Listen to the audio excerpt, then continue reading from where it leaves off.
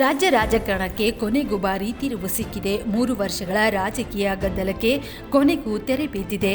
ಮುಖ್ಯಮಂತ್ರಿ ಸಿದ್ದರಾಮಯ್ಯ ಇಂದು breakfast ಮೀಟಿಂಗ್ನಲ್ಲಿ bomb ಸಿಡಿಸಿದ್ದಾರೆ. ಹೌದು, high command ಸೂಚನೆಯಂತೆ ನಾನು ಸಿಎಂ ಸ್ಥಾನಕ್ಕೆ ರಾಜೀನಾಮೆ ಕೊಡುತ್ತಿದ್ದೇನೆ ಎಂದು ಘೋಷಣೆ ಮಾಡಿದ್ದಾರೆ. ಇನ್ನು ದೊಡ್ಡ ಸರ್ಪ್ರೈಸ್ ಏನೆಂದರೆ, ಮುಂದಿನ 2 ವರ್ಷಗಳ ಕಾಲ ರಾಜ್ಯದ ಚುಕ್ಕಾಣಿ ಹಿಡಿಯಲಿರುವ ಡಿಕೆ ಶಿವಕುಮಾರ್ ಅವರು ಎಂದು ಘೋಷಣೆ ಮಾಡಿದ್ದಾರೆ. ಬ್ರೇಕ್ಫಾಸ್ಟ್ ಮೀಟಿಂಗ್ನಲ್ಲಿ ಮಾತನಾಡಿದ ಸಿದ್ದರಾಮಯ್ಯ, 3 ವರ್ಷ ನನ್ನ ಜೊತೆ ನಿಂತ ಸಚಿವರಿಗೆ ಧನ್ಯವಾದ. ಇದೇ ಬೆಂಬಲ ಡಿಕೆಶಿಗೂ ಕೂಡ ಇರಲಿ ಎಂದು ಮನವಿ ಮಾಡಿದರು. ಇದಾದ ಬಳಿಕ ಕಾವೇರಿ ನಿವಾಸದಲ್ಲಿ ನಡೆದ ದೃಶ್ಯ ರಾಜಕೀಯ ವಲಯದಲ್ಲಿ ಹೈ ಡ್ರಾಮಾ ಸೃಷ್ಟಿಸಿತು. ಕಾವೇರಿ ನಿವಾಸಕ್ಕೆ ಬಂದ ಡಿಕೆ ಶಿವಕುಮಾರ್ ಅವರನ್ನ ಸಿದ್ದರಾಮಯ್ಯ ಅವರು ಆತ್ಮೀಯವಾಗಿ ಬರಮಾಡಿಕೊಂಡ್ರು. ಬಳಿಕ ಡಿಕೆ ಶಿವಕುಮಾರ್ ಅವರು ಸಿದ್ದರಾಮಯ್ಯ ಅವರನ್ನ ಅಪ್ಪಿಕೊಂಡ್ರು, ಕಾಲು ಮುಟ್ಟಿ ಆಶೀರ್ವಾದ ಪಡೆದ್ರು. ಈ ವೇಳೆ ಡಿಕೆಶಿ ಕಣ್ಣೀರಿಟ್ಟಿರುವ ದೃಶ್ಯ ಎಲ್ಲರ ಗಮನ ಸೆಳೆಯಿತು. ಬಳಿಕ ಇಂದು ಮಧ್ಯಾಹ್ನ 2:30ಕ್ಕೆ ಲೋಕಭವನಕ್ಕೆ ತೆರಳಿ ಸಿದ್ದರಾಮಯ್ಯ ರಾಜೀನಾಮೆ ಸಲ್ಲಿಸಿದ್ರು. ರಾಜ್ಯಪಾಲರಿಲ್ಲದ ಕಾರಣ ಅವರ ಕಾರ್ಯದರ್ಶಿಗೆ ರಾಜೀನಾಮೆ ಪತ್ರ ನೀಡಿದ್ದಾರೆ. ನಂತರ 3 ಗಂಟೆಗೆ ಗೃಹ ಕಚೇರಿಯಲ್ಲಿ ಕೃಷ್ಣಾದಲ್ಲಿ ಮಹತ್ವದ ಪ್ರೆಸ್ ಮೀಟ್ ನಡೆಸಿ ಅಧಿಕೃತವಾಗಿ ರಾಜ್ಯದ ಜನತೆ ಎದುರು ರಾಜೀನಾಮೆ ನೀಡಿರುವ ವಿಚಾರವನ್ನ ಘೋಷಣೆ ಮಾಡಿದ್ರು. ಸುದ್ದಿಗೋಷ್ಠಿಯಲ್ಲಿ ಮಾತನಾಡಿದ ಅವರು, ನಾನು ಮುಖ್ಯಮಂತ್ರಿ ಸ್ಥಾನಕ್ಕೆ ರಾಜೀನಾಮೆ ನೀಡಿದ್ದೇನೆ.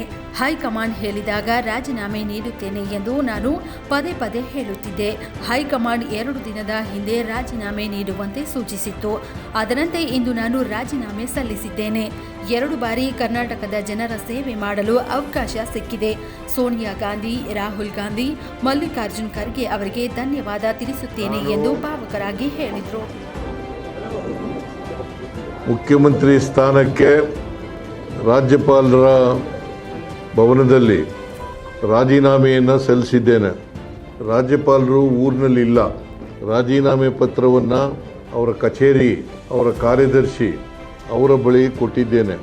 ನಾನು ಮೊದಲಿನಿಂದಲೂ ಹೇಳ್ತಿದ್ದೆ, ಅನೇಕ ಸಾರಿ ಹೇಳಿದ್ದೀನಿ, ಹೈಕಮಾಂಡ್ನವರು ಯಾವಾಗ ಸೂಚಿಸ್ತಾರೆ ಆವಾಗ ರಾಜೀನಾಮೆಯನ್ನು ಕೊಡ್ತೇನೆ ಅಂತ ಹೇಳಿದ್ದೆ.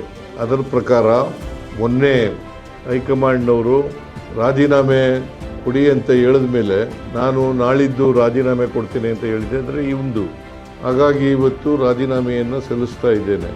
ರಾಜ್ಯಪಾಲರು ನನ್ನ ರಾಜೀನಾಮೆ ಪತ್ರವನ್ನು ಅವರು ಬಂದ ಮೇಲೆ ಅಂಗೀಕಾರ ಮಾಡ್ತಾರೆ ಅಂತೇಳಿ ಸಂಪೂರ್ಣ ವಿಶ್ವಾಸ ಇದೆ. ಯಾಕಂದರೆ ಸಂವಿಧಾನದ ಪ್ರಕಾರ ಮಾಡಲೇಬೇಕು. ಅಂಗೀಕಾರ ಮಾಡಿ ಮುಂದಿನ ಮುಖ್ಯಮಂತ್ರಿಗೆ ಅವಕಾಶ ಮಾಡಿಕೊಡ್ಬೇಕಾಗಿರ್ತಕ್ಕಂಥದ್ದು ಅವರ ಜವಾಬ್ದಾರಿ. ಒಟ್ಟಾರೆ ಈ ಬೆಳವಣಿಗೆ ಕರ್ನಾಟಕ ರಾಜಕೀಯದಲ್ಲಿ ಇದು ಹೊಸ ಅಧ್ಯಾಯಕ್ಕೆ ಮುನ್ನುಡಿಯ ಅಥವಾ ಇನ್ನೊಂದು ದೊಡ್ಡ ರಾಜಕೀಯ ಆಟ ಆರಂಭವಾಗಲಿದೆಯಾ ಅನ್ನೋದು ಕಾದು ನೋಡಬೇಕಿದೆ.